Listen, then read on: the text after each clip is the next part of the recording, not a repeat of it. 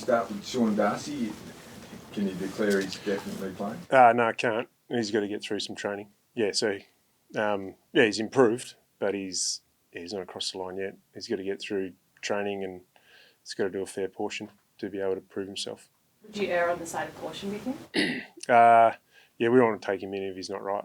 So, yeah, we'll get a good understanding of what he can get through and what his pain levels are, and yeah, we'll go from there. The game day decision last time didn't quite work for you in terms of pulling him out late. Could that happen again, or do you think you'd make the decision? Probably make the decision a little bit earlier. Yeah, we're happy with the way Reedy went last week, and yeah, it's just for the stability of the team. I think that's probably the best thing. Yeah, and Sean and the individuals involved as well. And Reedy obviously has to go out if he comes in, doesn't he? That's just the way it is, yeah. Yep. You had Michael Walters play Waffle last week. What did you make of his return and his chance to come back? Yeah, it was hard to get a gauge on small forwards. It's hard to get a gauge on anyone. It wasn't outside of contest to contest. It wasn't much of a game. So I think every Waffle team was in the same boat. It became a bit of a slog, and yeah, so I'll judge him more on his fitness and his form in the past rather than that game. But the fact that he got through such a tough, muddy, up against the game is obviously good for him. He felt good, played good game time. Played his role well. So yeah, he'll come into the mix. What about Oscar Donald getting through that game as well? Pretty impressive. Yeah, it was, and played higher game time than probably we normally would. Coming back from that sort of a stint out, he's done a lot of training and done a lot of work to get himself in good physical shape. So yeah, he was happy to be back out there. So could he be in the mix this week? I probably needs a couple. Yeah, it's probably throwing him in deep end if we were to pick him this week after one game, after being out for the whole year pretty much.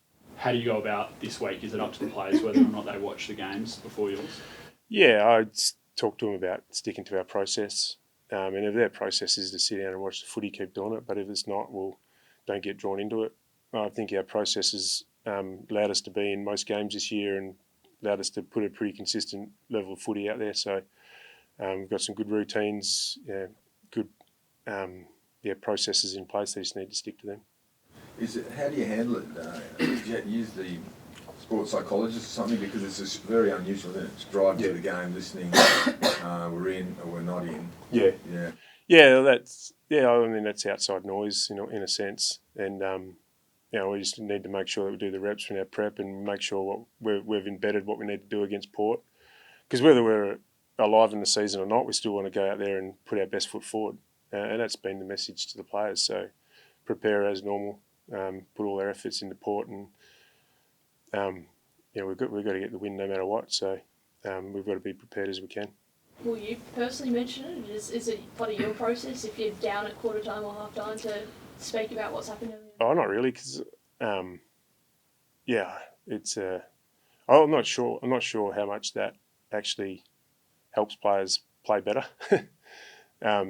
Usually when not playing well or we start to drift, those outcome-based thoughts aren't helping them play well. So giving them more, not sure that's motivation in game. We need to come back to process, and our players are intrinsically motivated anyway. They just want to go out there and play well, and it doesn't matter whether finals are on the line or not. They want to make sure they put the best foot forward and compete really hard for 4 quarters, and that'll be the same this week. So that's the advice, is it, that you don't tell them we're still alive, we win the game, we're in the finals? That doesn't matter. Well, maybe pre-game, like instead of so they've got clarity and they're not thinking about it and they don't know.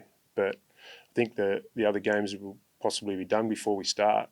So it's probably not an in-game thing, but making sure they've got clarity and they're not thinking about when they go out, and they know what's on the line is a different story. Do you change your message though if they're not in the finals? Not really, because I don't think much changes. We want to beat Port Adelaide, and nothing changes whether our season's alive or not. What did you make of Nathan O'Driscoll's burst last week? Is he a real centre bounce option for you now? Oh, I thought he came on and played his role. Gave us a little bit in the last quarter, obviously, with his drive, and took some gaps. We'll have to look at the team. Our midfield's pretty settled, and we've got a lot of midfielders in good form, so we'll have to see where it fits. Do you know when Tracy will be available? We're really confident that if we get through this week, he'll be available. Yeah, our next game. Is Alex Pearce the same? We're hoping so.